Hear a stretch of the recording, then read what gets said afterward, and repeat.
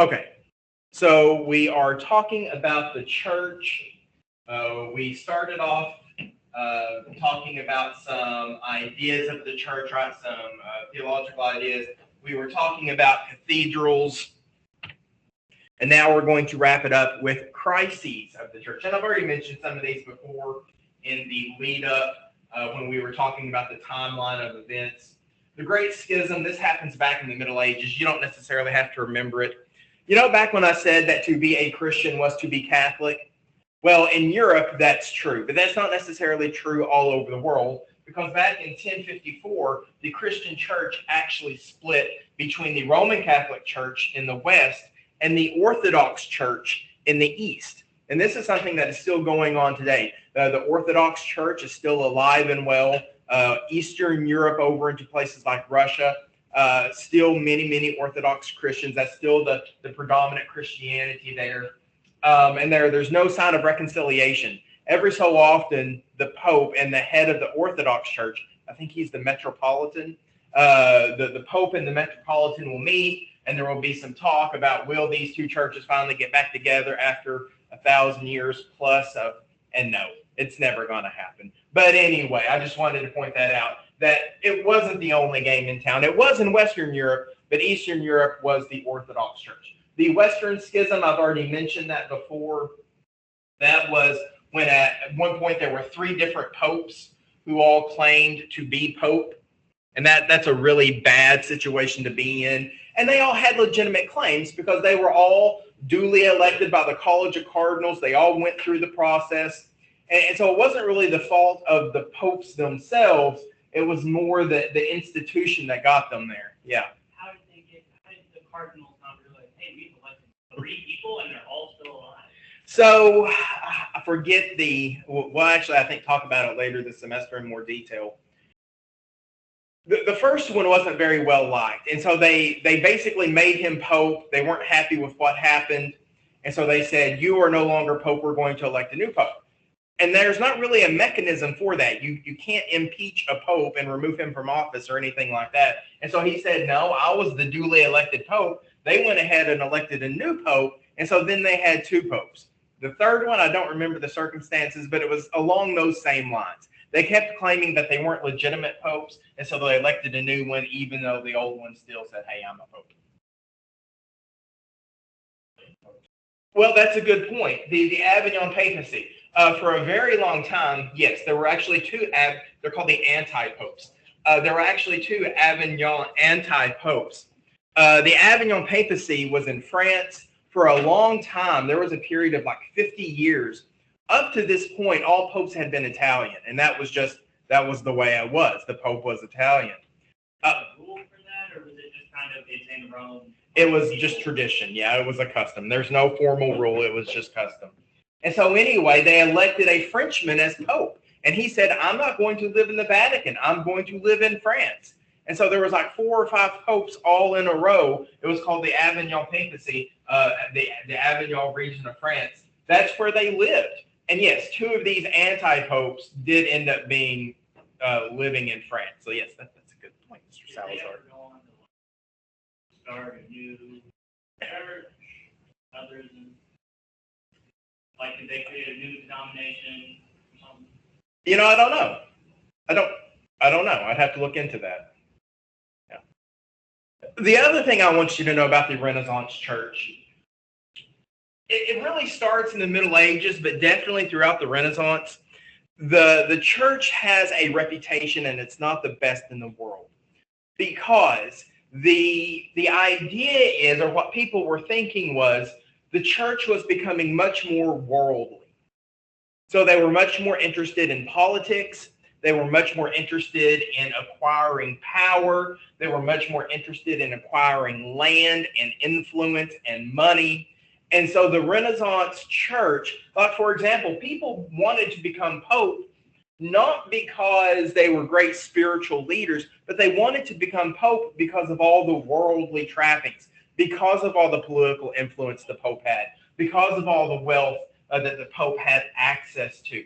It was seen as a political office rather than a spiritual office, and people took notice of that. There's a reason, and we'll get more into it in the next chapter, But there's a reason that the Reformation happens around this time, because people have definite problems with the Catholic Church, and they're beginning to speak out against them. There's a particular family. They're known as the Borgias. Has anyone ever heard the name Borgia before? They were a Renaissance family, very well connected, very wealthy, very powerful. I think eventually there are 2 Borgia popes, and they had a reputation. Like, we're talking, they killed people, they took bribes, the whole 9 yards. It's a bad. In fact, I think there was a TV series about the Borgias, because it was just a huge soap opera. So anyway, that's kind of what I'm talking about. These leaders are not being held in high esteem. They're not being held in high regard because they're seen as too worldly, too temporal. Yeah. Are like people lower in the church seen better than like basic priests? You know, and we'll talk about it more in the next chapter, but yes, people have problems. They weren't just looking at the Pope. People have problems with the church on every level. And it's not everyone, and that needs to be said. I'm not saying that the entire church is corrupted, but it just takes a few very high-profile cases that, yeah, you kind of start looking at everyone with the side eye, right? And so maybe your local parish priest is fine, but you know that the next town over, you know, they fathered children illegitimately, and that's the sort of stuff that was happening. And so, yeah, we'll talk about it more in the next chapter, though. All right, let's talk about art, because, of course, this is a major fixture of the Renaissance. It's one of the things that the Renaissance was known for, was the art movement. And again, it goes back to the Greco-Roman classics, right? Taking inspiration from the Greeks and the Romans. Now, I do want you to know that a lot of the art associated with the Renaissance, number one, you know, we said that the Renaissance began in northern Italy because that's where all the money was. Well, a big outlet for that was art. They've got all the money, and so what are they going to spend it on? They're going to spend it on things like art. These were known as the patrons, right? That is someone who supports the art. Even today, you know, a supporter of the arts is known as a patron. One of the most famous, of course, was the Medici family from Italy. There's eventually a couple of Medici popes as well. This is a famous piece of Renaissance art that I can't remember the name of now. The Arnolfini portrait, I believe is what it's known as. The Arnolfini portrait by Van Eyck. This is a Danish work of art, actually. One of the reasons that it's so famous is because this mirror in the background, this isn't a very good picture, but if you look it up later, the intricate details, they painted a reflection in the mirror. Just really great work. Anyway, it's known as the Arnolfini portrait because this is the Arnolfini family. They sponsored it. They paid an artist to come paint them.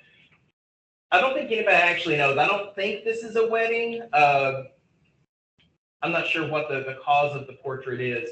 But anyway, the Arnolfini portrait, yeah. Is sculpture popular at all? It is. And we'll look at that here in just a second. This is the School of Athens by Raphael. This is a very famous piece of Renaissance art. And it's all about philosophy, actually. So all of these figures who have been painted represent real people. They represent the philosophers of ancient Greece and Rome. Like, so, for example, these 2 central figures, I believe, I should have looked this up. I believe here in sort of the red toga, that is Socrates, and he's walking by Plato, and they're talking and they're discussing. And, of course, Plato was an actual real-life student of Socrates. But anyway, these are all the famous philosophers of Greece and Rome who have gathered together, and now they're talking about all their high-minded ideas. And this is the meeting of Leo I and Attila. Something else I should mention about Renaissance art. Very heavy in religious overtones. I think I maybe mentioned that last time, that, of course, religion is sort of the thing that your life revolves around, right? It's the major thing in most people's lives. And so, yes, you would expect to see a heavy religious overtone. This is Leo I, who is the Pope. He's meeting Attila the Hun, who is threatening Christendom. These are Saints Peter and Paul flying overhead, and you can see they're driving the Huns away. Speaking of sculpture, this is the Pieta by Michelangelo. This is a sculpture of Mary holding Jesus after the crucifixion. Very famous. Another very famous Donatello, I believe, was the bronze sculpture of David. So yeah, sculpture very very popular. The bronze cast, not the marble sculpture. But there's a bronze cast of David. I believe it was Donatello. This is the creation of Adam from the Sistine Chapel, the ceiling of the Sistine Chapel by Michelangelo, and again, religious overtones. The Last Supper by Leonardo da Vinci. And of course, the Mona Lisa by Da Vinci. So was she just like a random person? I don't know that anyone knows. No one knows who she was. I don't think. Now, I'm not an art history major, but I mean, she wasn't someone famous, I don't think. Which leads us into this idea of the Renaissance man. Has anyone ever heard the term Renaissance man before? A Renaissance man is basically someone who knows at least a little bit about a lot of things. And of course, like I said, the example of this is going to be Da Vinci, right? Because Da Vinci was more than just a painter. In fact, I don't even know that Da Vinci would have called himself first and foremost a painter. He did all kinds of stuff, right?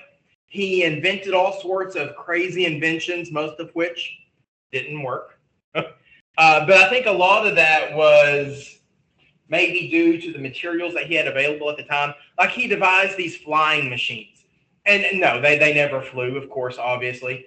But later people actually studied his designs and they took inspiration from them to actually make designs that did work. This is the Vitruvian Man. He was very interested in anatomy and medicine. And so, yeah, Da Vinci is probably one of the first true geniuses, the first Renaissance men who knew a little bit, or in this case, a lot about a lot of different things. All right, let's talk about literature for just a second. There's a couple of things that happen right before the Renaissance and during the Renaissance that's going to have a huge impact on the world of literature. Machiavelli wrote a book entitled The Prince. Anybody know what The Prince is about? Have you ever heard the word Machiavelli or Machiavellian before? If someone describes you as Machiavellian, it's not really a compliment, okay? Machiavelli is seen as being sneaky and clever. You're smart. But The Prince is all about how to acquire power, like political power.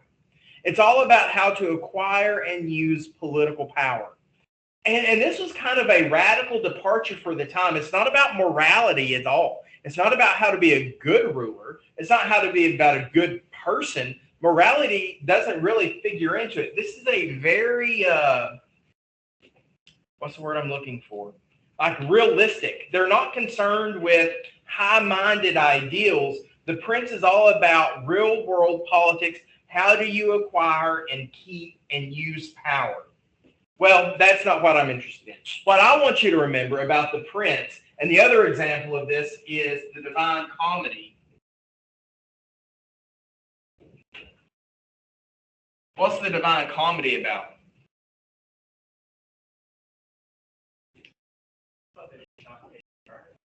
Yeah, that's the story, right? It's 3 different parts.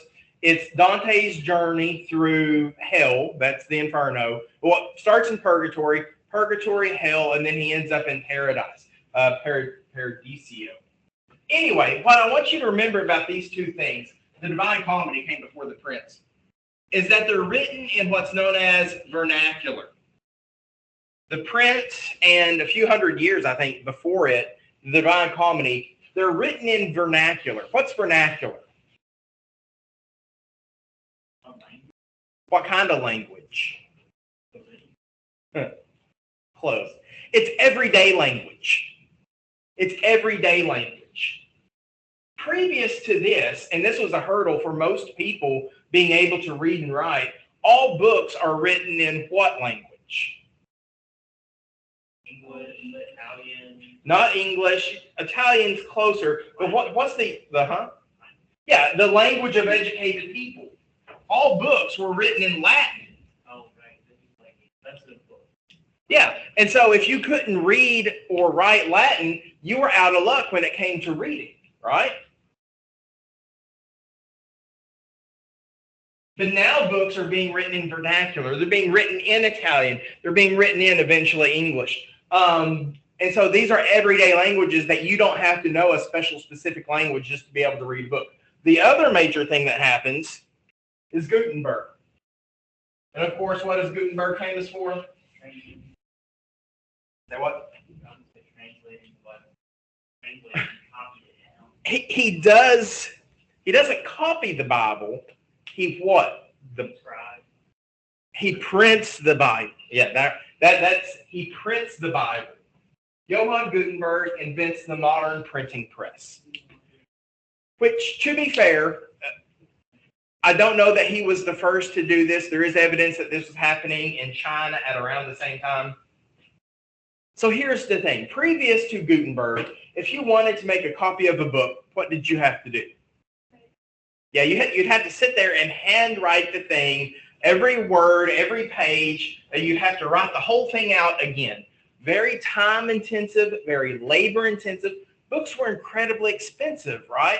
Now, books were usually works of art, like it's called illuminated. That's where like the first letter on every page is like a big fancy picture. They were works of art. These were craftsmen that did this. But they're incredibly expensive and they're written in Latin. Now there was another way you could do it. It's called woodcuts.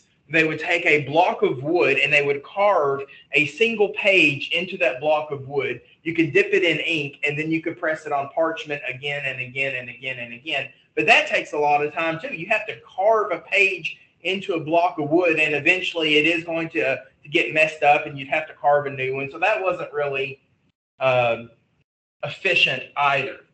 What does Gutenberg do? What's his big breakthrough? He invents the printing press, okay, but what does that printing press use? Yes? Movable type.